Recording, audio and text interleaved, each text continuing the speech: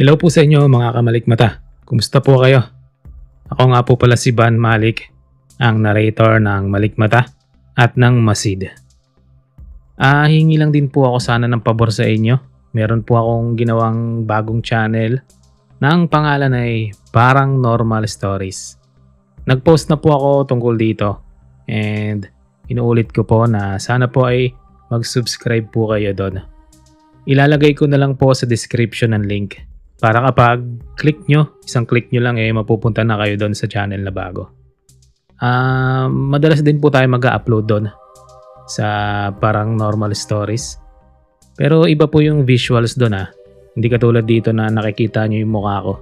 Doon po boses lang and then meron po tayong mga biyahe o kung ano-anong video na igagawin natin background. Pero madalas din po tayo mag-upload doon. At puro bagong stories din po ang i-upload natin doon. So doon naman po pala sa Masid na channel ko. Kung nakasubscribe din po kayo doon. At kung napapansin nyo na mga old stories yung mga ina-upload ko doon. Yes, tama po kayo. Kasi nga po itong Malikmata na channel ko po. Marami po tayong kailangang baguhin. Actually, lahat ng mga old stories dito sa Malikmata kailangan ko po talagang burahin para po sa pag-comply sa bagong policy ni YouTube, no? So, nangihinayang naman po akong burahin lahat yun.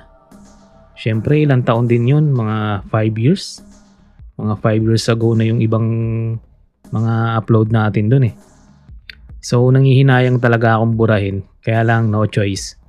Kaya ang gagawin ko na lang yung mga old stories po doon, buburahin ko po sa Malikmata and then i-upload natin sa Masid with visuals na rin po para makomply din natin yung gusto ni YouTube, no? Para baka sakaling ma-monetize din po yun. So yun, sa mga gusto pong pakinggan yung mga old stories po natin, doon nyo po hanapin sa Masid. Subscribe din po kayo doon para po mapakinggan nyo yung mga dating stories. Sa mga hindi pa po nakakapakinig, doon nyo po makikita. So lahat ng mga lumang story dito sa Malikmata, buburahin ko na po siya. Ang matitira na lang po dito, bago ako mag-reapply, yung mga bago lang po na in-upload natin, yung may mga mukha na po. So ayun, maraming salamat po mga kamalikmata. Ulitin ko po, subscribe po kayo sa Parang Normal Stories. Ayan po, naka-flash sa screen. And sa Masid. So ayun lang po. Simulan na po natin ang mga kwento. Good morning sa iyo, Sir Van. At sa lahat ng nakikinig. Tawagin niyo na lang ako sa pangalang May. Gusto ko lang ibahagi yung isang karanasan namin ng asawa ko. Na hanggang ngayon kahit na ilang beses ko na ikwento ay hindi ko pa rin talaga maipaliwanag ng maayos kung ano yung nakita namin.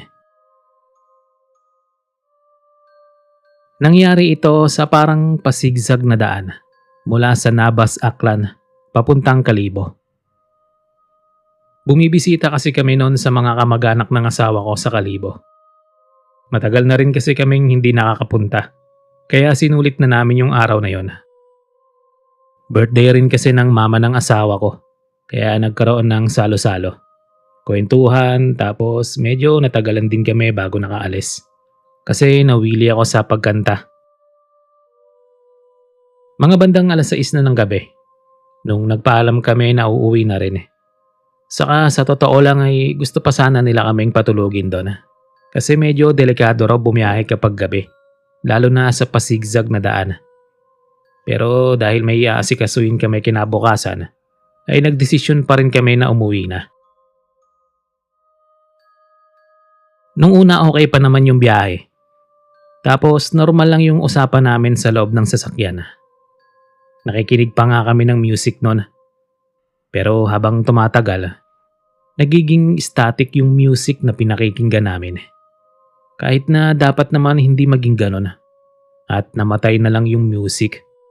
Totally nung papasok na kami sa part ng Nabas na puro liku-liku na.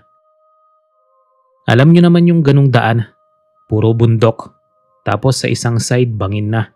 Saka wala ka talagang makikitang kabahayan. Habang bumabiyahe kami ay tahimik lang kami ng asawa ko. Kasi inaantok na rin ako. At siya chill lang na nagmamaneho. Kaya ang ginawa ko na lang noon ay tumingin na lang ako sa labas. Minsan nagsiselfone ako. At minsan tulala lang ako na nakatingin sa daan. Nilalabanan ko talaga antok ko that time. Para lang masamahan ko yung asawa ko. Kasi inaantok din siya kapag yung katabi niya ay tulog.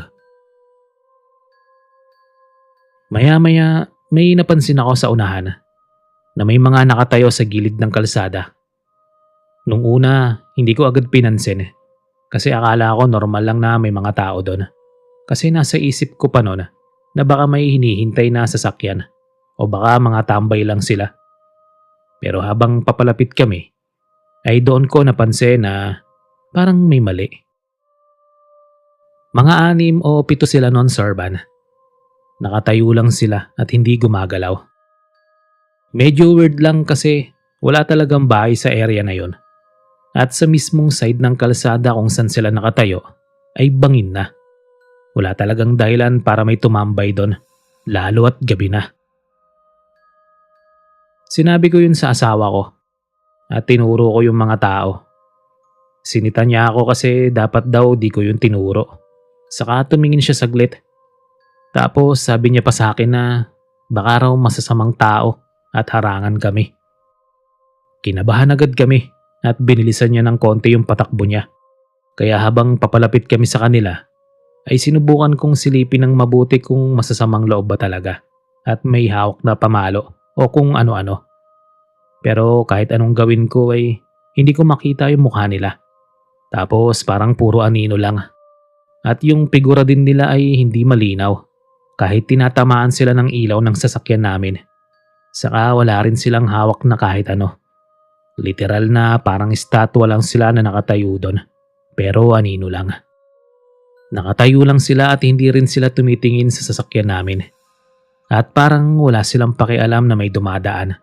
Kasi kung tao yun, di ba lilingon sila? Pero sila hindi. Parang estatwa lang talaga. Pagkalampas namin ay doon ako medyo nakaramdam ng kakaiba. Hindi naman sobrang takot agad. Pero parang may hindi tama. Maya-maya nun ay napatingin ako sa side mirror.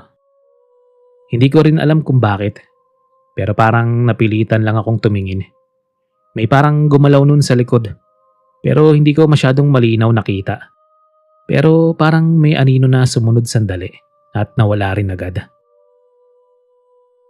Hindi ko na sinabi sa asawa ko yon kasi akala ko na malikmata lang ako o baka mali lang ako ng tingin. Nagpatuloy lang kami sa biyahe. Pero habang tumatagal, ay napansin ko na parang ang tagal na naming nasa zigzag kasi parang hindi kami makalabas. Pare-pareho na lang yung itsura ng paligid na nakikita namin at napatingin na rin ako sa oras. Pero parang hindi rin tumutugma sa pakiramdam ko yung tagal ng biyahe namin nun. Hanggang sa may nakita na naman ako na may mga nakatayo ulit sa gilid ng kalsada. Parehong bilang ulit kasi mga 6 o 7 sila. Tapos parehas din yung itsura na hindi gumagalaw. Doon na ako kinabahan kasi parang sila ulit yung nadaanan namin kanina. Sinabi ko na sa asawa ko pero tahimik lang siya nung una at sabi pa niya sa akin ay napansin din daw niya. Doon na kami parehong naging alerto kasi habang papalapit kami ay hindi ko na gustong tumingin pero napasilip pa rin ako. Ganun pa rin naman yung mukha nila na hindi malinaw. Parang hindi sila normal na tao na makikita mo sa ganung lugar at parang may kakaiba. Pagkalampas namin ay pareho na kaming tahimik. Tapos ito namang asawa ko, sinabi niya na parang paikot-ikot lang daw kami. Doon ko na rin inamin na yun din yung pakiramdam ko. Kaya dire-diretso lang siya sa pagmamaneho. Pero ramdam ko na medyo kabado na rin siya. Napansin ko rin na parang mas lalong dumilim yung paligid. Kasi wala na kaming kasabay na sasakyan. Saka wala rin kaming nakakasalubong. Parang kami lang talaga yung nasa daan. Hanggang sa may isang liko na pagdaan namin ay doon ko napansin na parang mas malapit na yung mga anino. Hindi ko alam kung paano nangyari. Parang hindi naman kami huminto. Pero pakiramdam ko mas malapit sila sa amin kesa kanina. Kasi hindi na sila mukhang nasa gilid lang. Parang nasa mismong kalsada na sila. Doon na ako tumingin ulit. Pero ramdam ko na parang may nakatingin sa amin. Sinabi ko na rin sa asawa ko na magdasal kami. Tahimik kaming nagdadasal nun. Hanggang sa may isang liko na pagdaan namin ay biglang nag-iba yung pakiramdam ko. Kasi parang gumaan ulit yung pakiramdam ko at parang bumalik sa normal. At may nakita na kaming ilaw sa malayo at may mga sasakyan na ring dumadaan. Kaya doon na kami nakahinga ng maluwag. Pagdating namin sa bahay ng kamag-anak namin, ay kinuwento ko agad yung nakita namin. Pero hindi sila nagulat. Sabi lang nila, nadaanan nyo na pala yun. At sinabi nila na mag-ingat daw kami sa lugar na yon kasi mariit daw yun. Tinanong ko kung anong ibig sabihin ng mariit. At sabi nila ay may mga lugar daw talaga sa bundok na hindi basta-basta. Kasi may mga nakatira daw doon na hindi tao. Hindi naman daw nananakit yung mga yon. Pero nagpaparamdam lang. Tapos minsan daw ay pinaglalaroan yung mga motorista na inuulit-ulit yung daan. At minsan pinapakita yung sarili nila para alam mong hindi ka dapat nandun. Simula nun ay kapag dumadaan kami sa pasigzag na daan na yon, lalo na kapag gabi, ay hindi na ako tumitingin sa gilid ng kalsada. Saka tumatahimik na lang ako. At minsan nagpapanggap na lang akong natutulog. Kasi mas okay na yung wala kang makita kesa may makita ka na hindi mo maipaliwanag. Yun lang naman ang karanasan namin ng asawa ko, Sarban. Sana mabasa nyo at mainarit sa channel nyo. Maraming salamat po.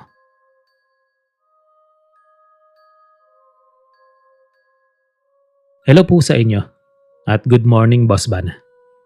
Carlo nga pala at yung ikukwento ko ay hindi ito mismong karanasan ko. Pero nangyari ito sa isang kaibigan ko at sa kuya niya. Pangalanan ko na lang na Brenda at Brendon. Matagal na rin naman itong nangyari sa kanila pero gusto ko lang ibahagi sa inyo. Yung lugar na tinutukoy ko ay sa Pililla, Rizal at sa may Lamuan, Kisaw. Kung taga Rizal ka o madalas dumaan doon, ay malamang sa malamang na alam mo na kung gaano kakurbada at kadelikado yung kalsada na yun. Hindi lang siya basta likuan kasi parang sunod-sunod daw na kurbada na minsan na kahit mabagal at maingat ka ay parang pakiramdam mo parang sisemplang ka o babangga. Matagal ko nang naririnig na maraming na aksidente doon. Hindi ko lang pinapansin nun kasi iniisip ko na normal lang yon. At lalo na kung matarik at paliku-liku yung daan. Pero yung kaibigan ko na si Brenda ay doon talaga sila nakatira malapit. Kaya mas alam niya yung mga nangyayari. Yung kwento niya sa akin nung una ay tungkol sa kanya at sa kuya niya. Gabi raw yun. Tapos parang wala daw masyadong sasakyan sa daan. Galing daw sila sa bayan nun dahil may inasikaso lang sila saglit tapos pauwi na sila. Dalawa lang sila sa sasakyan nun. Yung kuya niya yung nagmamaneo at siya naman na passenger princess. At yung likod naman ay bakante. Habang nagbabiyahe daw sila, ay nag-uusap pa sila at nag-aasaran. Wala pa raw silang nararamdaman na kahit anong kakaiba. Hanggang sa papalapit na sila sa part na yon ng Lamuan. At doon na raw unti-unting nagbago yung pakiramdam nila. Hindi naman daw nakakatakot pero parang biglang lumamig yung buong sasakyan. To the point na nanginginig na siya sa lamig. Kasi naka-on yung AC pero mahina lang. Kaya pinatay na nila yung AC. Tapos binuksan daw ni Brenda yung bintana. Natahimik daw si Brenda nun. Kasi kakaiba na yung nararamdaman niya. At hindi na rin sila masyadong nag-uusap ni Brendon. Kasi tutok siya sa daan. Tapos napansin daw ni Brenda na paminsan-minsan ay tumitingin yung kuya niya sa rearview mirror. Normal lang naman daw sana yun sa driver. Pero maya-maya ay napansin niya na parang dumadalas na. Kasi parang may chinecheck, saka hindi pa rin nagsasalita si Brandon. Hanggang sa isang point daw nun, ay biglang nagtanong yung kuya niya. Tinanong siya kung may sumabay ba sa kanila. Tapos nagtaka naman tong si Brenda kasi dalawa lang sila nun. Kaya sabi niya raw ay wala kasi dadalawa lang sila sa kotse. At akala niya nagbibiro lang na nananakot. Pero nung tumingin siya sa mukha ni Brandon, ay seryosong seryoso ito. Saka hindi tumatawa o nananakot lang. Kaya doon na siya kinabahan. Tinanong ni Brenda yung kuya niya kung bakit. Pero hindi sumagot si Brandon. Kasi parang nagdadalawang isip kung sasabihin sa kanya o hindi. Pero sinabi rin lang ni Brandon na may nakita raw siya sa salamin sa may backseat. May babae raw na nakaupo pero hindi raw niya makita ng maayos yung mukha. Pero malinaw yung figura na may tao. Doon na nanlamig si Brenda, Boss Van, at hindi siya agad lumingon kasi natatakot siya. Pero dahil sa curiosity niya ay hindi niya rin napigilan at dahan-dahan daw siyang tumingin sa likod. Pero pagtingin niya ay wala naman daw siyang nakita. Tapos bakante yung upuan. Sinabi niya yun agad kay Brandon. Pero tumawa na lang daw si Brandon at sinabi sa kanya na nagbibiro lang daw siya. Simula nun hindi na sila nag-usap ni Brandon kasi naasar daw siya. Pero may kakaiba rin daw siyang nararamdaman nun sa loob ng sasakyan nila. Kaya tahimik na lang daw siya buong biyahe nila. At hindi na rin lumingon ulit si Brenda. Si Brandon naman daw ay napapansin niyang paminsan-minsan tumitingin pa rin sa salamin. Hanggang sa makalabas sila sa part na yon ng kalsada. Pagdating din daw nila sa mas maliwanag na area, ay doon na nawala yung pakiramdam. Kasi parang bumalik daw sa normal. Nakauwi naman din daw sila noon ng maayos. Pero tinanong niya ulit si Brandon kung totoo ba yung sinabi sa kanya kanina tungkol doon sa babae sa backseat. At doon na raw naging seryoso yung kuya niya. Kasi hindi raw siya nagkamali doon sa nakita niya. Kitang-kita raw niya yung babae. Kaya nga raw siya palaging tumitingin sa rearview mirror. Kinuwento niya sa akin yun na parang hindi pa rin siya makapaniwala. Kasi kung siya lang yung nakaramdam, pwede pa niyang isipin na imahinasyon lang. Pero yung kuya niya mismo ang nakakita. At yung pangalawang kwento naman niya ay mas lalo akong kinilabutan. Kasi dito ay kasama na ako. Inimbitahan niya kasi kami sa bahay nila sa Tanay, malapit sa Pililla Windmill. Plano lang naman namin magbanding, kumain saka picture taking na rin. Pero dahil may mga hinihintay pa kaming kasama, ay inabot kami ng gabi. Hanggang sa nag-decide kami na bumiyahe. Nang bandang 2:00 na ng madaling araw nung umalis kami. Wala nang masasakyan na public nun, kaya nagpasundo kami sa dad niya. Pagdating ng sasakyan nila, ay agad na kaming sumakay. Tapos tahimik lang biyahe namin kasi mga pagod kami at inaantok na kaming lahat. Habang papalapit kami sa area ng Lamuan, ay napansin ko na parang mas madilim yung paligid. Kahit na may ilaw yung sasakyan at yung mga puno sa gilid nun ay parang masyadong dikit sa kalsada. Kasi parang sumikip ba? Pero hindi ko na lang din pinansin. Kasi nasa isip ko nun na baka dahil lang sa pagod. Hanggang sa may isang kurbada. Yung kurbada pa naman nun ay parang sobrang curve talaga. Paglapit namin dun ay biglang bumusina yung dad niya. Yung sobrang tagal na busina. Tapos biglaan kaya nagulat kami. Kasi wala naman kaming kasalubong at wala rin namang tao. Tahimik din naman yung paligid nun. Pero bumubusina yung dad niya. Hindi ko agad tinanong pero napansin ko na parang seryoso siya. Kasi tutok na tutok lang sa daan. Pagdating namin sa bahay nila, ay doon na ako nagtanong. Sabi ko, bakit ka ako bumusina yung dad niya? At doon na nagkwento si Brenda. Sabi niya, may part daw doon na kailangan talagang bumusina. Hindi dahil sa ibang sasakyan, kundi sa mga nandoon daw. Tinanong ko kung ano yun. At doon ko nalaman yung kwento kasi may bus daw na naaksidente doon dati. Sakay ang mga estudyante. Nahulog sa bangin at marami raw namatay. Kaya simula raw noon ay may mga nagpaparamdam na. Sabi nila kapag hindi ka bumusina ay minsan may nagpapakita raw doon na minsan may tatawid at minsan may sasabay. Hindi ko agad pinaniwalaan pero kinabukasan no nang gumala kami ay itinuro niya yung pinaghulugan ng bus saka yung balita no na may aksidente nga na naganap doon. Kaya doon na ako natahimik at naniwala. Kasi totoo pala. Pagbalik namin sa bahay nila nung hapon ay okay naman na walang kakaiba. Pero nung gabi na ulit ay may nangyari. Habang nasa kwarto kami na nag-uusap-usap lang ay napansin ko na parang may naririnig ako sa labas. Parang may naglalakad. Mabagal na paikot-ikot. Hindi ko agad sinabi pero maya-maya ay sinabi rin ng kaibigan ko na may naririnig din daw siya. Doon na kami parehong natahimik at hindi rin kami lumabas. Tapos hinayaan lang namin hanggang sa nawala rin. Pero simula noon, hindi na naging komportable yung pakiramdam ko sa lugar na yon. Kaya minsan kapag ginaaya ako ni Brenda dun sa kanila, ay hindi na ako pumupunta. Madalas sa labas na lang din kami nagkikita. Sorry Boss Van, masyado atang napahaba yung kwento ko.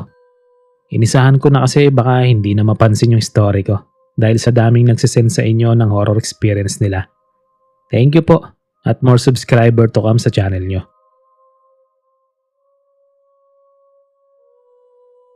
Magandang araw sa inyong lahat. Hello po Sir Van. Arvin na lang ang itawag nyo sa akin at matagal-tagal na rin akong nakikinig sa channel nyo. Hindi ako sanay magkwento ng ganito pero gusto ko lang ibahagi yung nangyari sa amin ng misis ko ilang taon na ang nakalipas. Hindi ko na babanggitin yung eksaktong lugar pero dito lang din sa probinsya namin kasi may isang kalsada na kilala dahil sa dami ng liko at sa mga kwento ng aksidente. At doon nangyari yung hindi ko akalaing mararanasan ko sa buong buhay ko. Panahon yun na kabuuanan ng misis ko. Kasi ilang araw na lang ay manganganak na siya. Ilang beses na rin siyang nakakaramdam ng paninigas ng tiyan. Pero nawawala rin. Kaya medyo kampante pa kami nun na hindi pa yun yung totoong oras na manganganak siya. Pero nung gabing yun, mga bandang 10:00 ata yun, ay nakahiga na kami at nagpapahinga. Nang bigla siyang napaupo at napahawak sa tiyan niya. Iba na raw kasi yung sakit at hindi na katulad ng dati. Doon ako kinabahan kasi halata sa mukha niya na hindi na biro yung nararamdaman niya. Kaya hindi na kami naghintay pa at agad kong kinuha yung mga gamit na nakahanda na talaga. Tapos tinulungan ko siyang makasakay sa sasakyan. Hiniram ko lang din sa pinsan ko. Ilang araw bago yon kasi nga inaasahan namin anytime na pwede na siyang manganak. Ang pinakamalapit na ospital sa amin ay nasa bayan pa at para makarating doon ay kailangan naming dumaan sa isang zigzag road na matagal ko nang dinadaanan. Pero hindi ko pinapansin yung mga kwento tungkol doon kasi hindi naman ako paniwalain sa mga hindi pangkaraniwan na mga bagay-bagay na yan. Marami na raw kasing naaksidente doon at may mga nagsasabi pa na may mga nagpapakita tuwing gabi. Pero para sa akin noon ay normal lang yung mga aksidente sa mga ganong daanan na lugar. Pero nung gabing yun ay parang iba yung pakiramdam ko. Hindi ko maipaliwanag kung bakit. Habang tinataha kasi namin yung daanan ay naririnig ko yung tarantang pagsigaw ng misis ko. At yung paghinga niya na pilit kinokontrol yung sakit. Gusto kong bilisan yung patakbo ko pero hindi pwede. Dahil sa daan na yun ay madulas pa naman dahil umulan nung hapon. At delikado talaga kung hindi ako mag-iingat. Pagdating namin sa part na paakyat na at nagsisimula na yung sunod-sunod na kurbada. Kahit naka-high beam na rin ako noon ay parang may parte pa rin ng daan na hindi naaabot ng ilaw. Kasi sobrang dilim talaga. Napansin ko rin noon na habang gumagalaw yung sasakyan ay parang may sumusunod sa amin. Sinubukan kong wag isipin yon. Kaya iniisip ko na lang na kailangan kong makarating sa ospital sa lalong madaling panahon.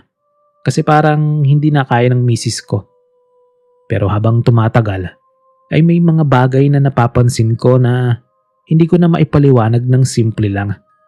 Kasi sa gilid ng mata ko ay parang may gumagalaw. Hindi ko agad tinutok yung ilaw kasi baka hayop lang. Pero paulit-ulit siyang lumalabas sa peripheral vision ko, Sir Van. Minsan sa kanan o minsan sa kaliwa na para bang may sumusunod sa takbo namin. Sinubukan ko talagang wag pansinin.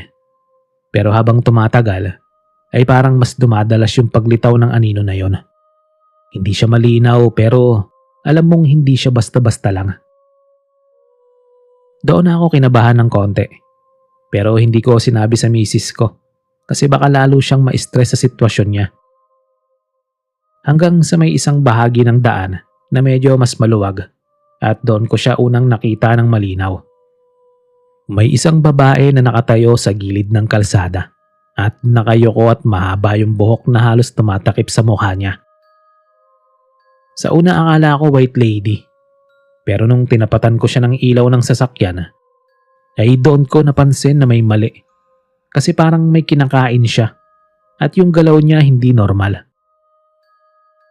Hindi ko na hinintuan, dinaanan ko na lang siya kahit gusto kong mapreno sa gulat. Hindi ko na rin tinanong kung nakita ng misis ko kasi ayokong magpanik siya. Pagkalagpas namin doon ay doon na rin nagsimula yung hindi ko mapaliwanag hanggang ngayon. Sa side mirror ay may nakita akong gumagalaw na parang tumatakbo. Mabilis at hindi normal yung kilos kasi parang gumagapang pero kayang sabayan yung takbo ng sasakyan namin. Hindi ko agad pinansin pero ilang segundo lang ay may naramdaman akong kalabog sa likod ng sasakyan. Ang lakas doon, Sir Van, kaya napahigpit ako sa manibela. At doon na nagsimulang maghalo yung takot at kaba. Hindi ko alam kung anong mas uunahin ko, yung takot ko o yung sitwasyon ng misis ko na halos hindi na makapagsalita sa sakit. Habang binibilisan ko yung takbo kahit delikado, ay naririnig ko yung kakaibang tunog sa labas ng sasakyan. Parang may gumagalaw sa ibabaw namin. Minsan sa gilid o minsan sa likod. Hindi ko na sana titignan nun. Pero hindi ko rin maiwasan kaya sumilip ako sa rearview mirror. At doon ko nakita yung hindi ko makakalimutan.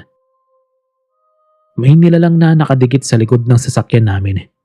At hindi na siya mukhang tao kasi mahaba yung bibig na parang nakanganga. At yung mga mata niya ay nakatutok sa loob ng sasakyan namin na parang alam niya kung ano yung laman ng sasakyan namin, Sir Van. Doon na ako halos mawalan ng kontrol dahil sa takot. Pero pinilit kong kumalma. Alam ko na kapag nagpanik ako ay mas mapapahamak kami. Yung misis ko napapahiyaw na sa sakit at hindi ko alam kung nararamdaman niya pa yung nangyayari sa labas. Habang bumababa kami sa susunod na liko, ay mas lalo kong nararamdaman na parang gumagalaw yung nilalang sa ibabaw ng sasakyan. May mga pagkakataon na parang nasa bubong siya at biglang mawawala pero maririnig ko na naman sa gilid.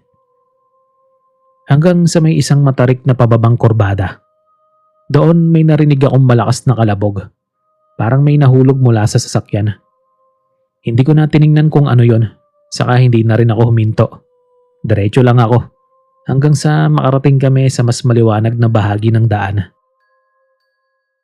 Doon ko naramdaman na unti-unting nawawala yung bigat sa paligid at parang bumabalik sa normal. Hindi na rin ako tumingin sa salamin kasi ayoko nang malaman kung may sumusunod pa o wala na. Pagdating namin sa ospital ay agad silang lumapit sa misis ko at tinulungan siya. Doon lang ako nakahinga ng maayos kahit papano. Ilang oras lang din noon ay nanganak siya ng maayos at ligtas naman yung baby namin.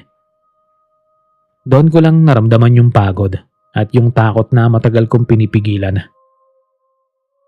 Hanggang ngayon ay hindi ko pa rin alam kung ano talaga yung sumunod sa amin nung gabing yon. Pero sigurado ako na hindi yun normal na tao, Sir Van. Simula nun ay hindi na rin ako basta-basta dumadaan sa mga zigzag na daan kapag gabi na. Lalo na akong mag-isa lang o may kasama na mahina ang katawan. Kasi baka sundan na naman ako ng nilalang na na-encounter namin nung misis ko noon.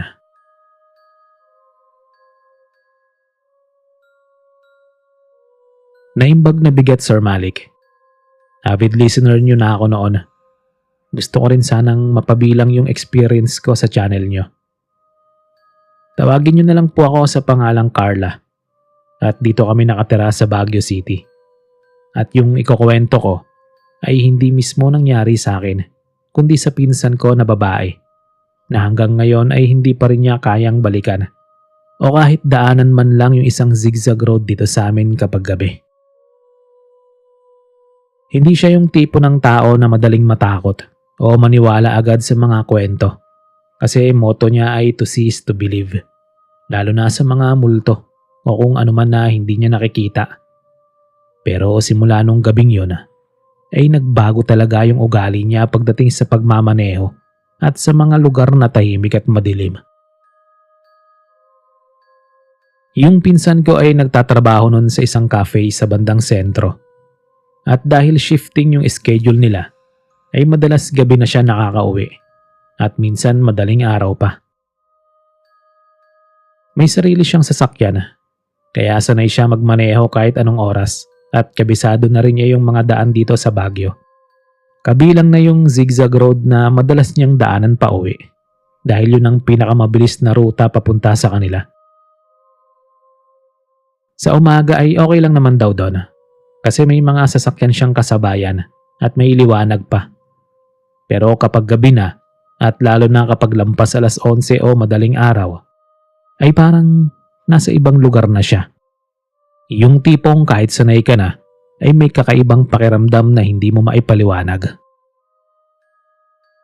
Isang gabi daw kasi noon, mga bandang 12:00 na raw siya nakalabas ng trabaho. Medyo pagod siya noon, pero hindi naman siya inaantok. Kaya kampante siya na makakauwi daw siya na maayos.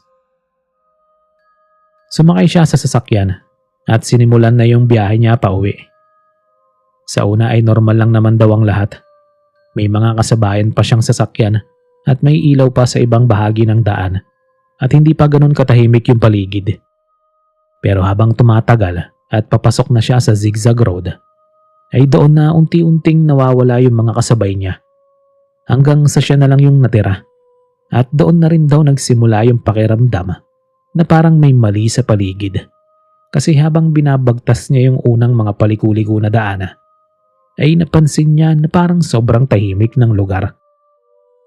Hindi yung normal na tahimik lang, kundi yung tipong parang walang buhay. Kasi kahit ni isang sasakyan ay wala siyang makita o marinig man lang.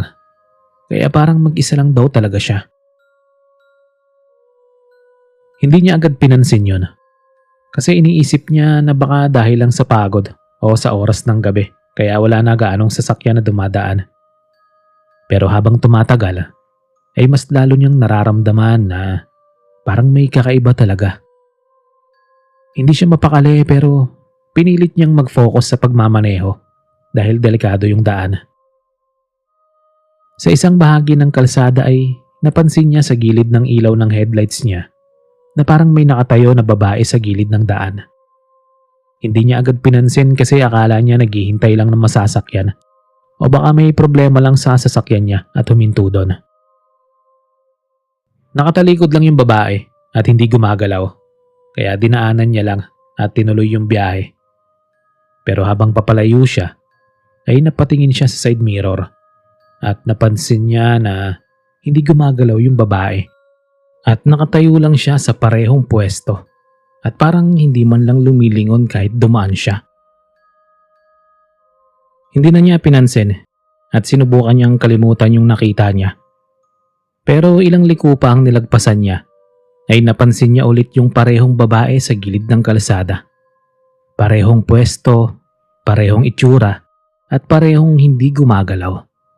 Kaya doon na daw siya kinabahan kasi imposible naman na mauna sa kanya yung babae sa ganong kalsada, lalo na at siya lang yung sasakyan sa daan. Hindi niya na alam kung ano yung iisipin niya. Pero pinilit niyang kumalma at sinabi sa sarili niya na baka nagkakamali lang siya ng tingin o baka may ibang tao lang talaga na magkamuka. Habang papalapit daw ulit siya doon, ay ramdam niya na parang bumibigat yung pakiramdam ng paligid. Hindi lang basta kaba, kundi yung tipong parang may nakatingin sa kanya na parang hindi niya raw nakikita. Dinaanan niya ulit yung babae at tulad din daw noon ay hindi ito gumalaw. Pero bago siya tuluyang makalayo, ay napansin niya sa salamin niya na parang unti-unting lumilingon yung ulo nito. Hindi niya nakita yung mukha ng malinaw, pero sapat na yung galaw para maramdaman niya na hindi normal yung nangyayari. Hindi na siya lumingon ulit at tinuloy niya na lang yung biyahe kahit ramdam niya na mabilis na yung tibok ng puso niya dahil sa kaba. Habang pababa siya sa mas madilim na bahagi ng zigzag road, ay doon na nagsimula yung mas hindi niya inaasahan. Kasi bigla niyang naramdaman na parang may lumamig sa loob ng sasakyan. Kasi yung lamig daw na yon ay hindi galing sa aircon ng sasakyan niya. Kasi nakapatay daw yun dahil nilalamig na siya nung pagsakay pa lang niya. Yung lamig tipong parang may presensya na hindi mo makita, pero ramdam na ramdam mo. Kasabay nun ay napansin niya na parang may biglang umupo sa likod ng sasakyan niya. Hindi niya nakita kung paano, pero ramdam na ramdam niya yung bigat at yung pag-uga ng upuan. Hindi siya agad lumingon nun kasi natakot daw siya. Pero habang tumatagal ay mas lalo niyang nararamdaman na parang may nakatingin sa kanya mula sa likod. Hindi siya mapakali kaya kahit natatakot ay napatingin daw siya saglit sa salamin. At doon niya nakita na yung babae na kanina ay nasa gilid lang ng kalsada ay nakaupo na sa likod niya na parang nakatingin diretso sa kanya. Hindi niya maipaliwanag yung mukha nito kasi parang hindi malinaw at parang may kulang at parang hindi dapat ganun ang itsura ng isang tao, pero sapat na yun para tuluyan siyang matakot. Hindi na niya alam kung paano siya nakapagpatuloy sa pagmamaneho. Parang automatic na lang yung katawan niya at ang isip niya na lang ay makalabas sa kalsadang yon. Habang umaandar daw siya, ay napansin niya na parang hindi gumagalaw yung babae at yung lamig sa loob ng sasakyan ay mas lalo pang lumalakas at parang nahihirapan na siyang huminga. Hindi na siya lumingon ulit kasi pakiramdam niya kapag ginawa niya yon, may mas masama pang mangyayari sa kanya. Hanggang sa may isang liko na medyo may konting ilaw mula sa malayong bahay, ay doon niya napansin na biglang nawala yung babae sa likod. Gumaan yung pakiramdam niya kahit papano, pero hindi pa rin daw siya kampante. Akala niya tapos na yung nangyari, pero nung tumingin siya sa harap ng kalsada, ay doon niya nakita ulit yung babae na nakatayo sa gitna ng daan na parang hinihintay siya. Hindi siya agad nakapreno kasi parang natulala daw siya ng ilang segundo bago siya nakareact. Nang pumreno siya at muling tumingin sa kalsada, ay wala na yung babae at walang tao na parang walang nangyari. Hindi na siya tumigil at dire-diretso na siyang umalis sa lugar na yon hanggang makarating na daw siya sa bahay nila. Pagdating niya ay doon lang siya tuluyang nanghina at nanginginig. Ilang minuto bago siya nakapagsalita at naikwento yung buong nangyari sa amin. Hanggang ngayon ay hindi pa rin niya kayang ipaliwanag kung ano yung nakita at naranasan niya. Pero sigurado siya na hindi yun guni-guni lang kasi malinaw sa kanya yung bawat detalye at ramdam na ramdam niya yung presensya ng babae. Simula din nun ay hindi na siya dumadaan sa zigzag road na yon kapag gabi. Kahit mas mahaba yung ibang daan, ay pipiliin niya na yun kesa maulit yung nangyari sa kanya. Doon na rin siya naniwala sa mga kwento-kwento na may nagpapakita ng multo doon sa zigzag na yon.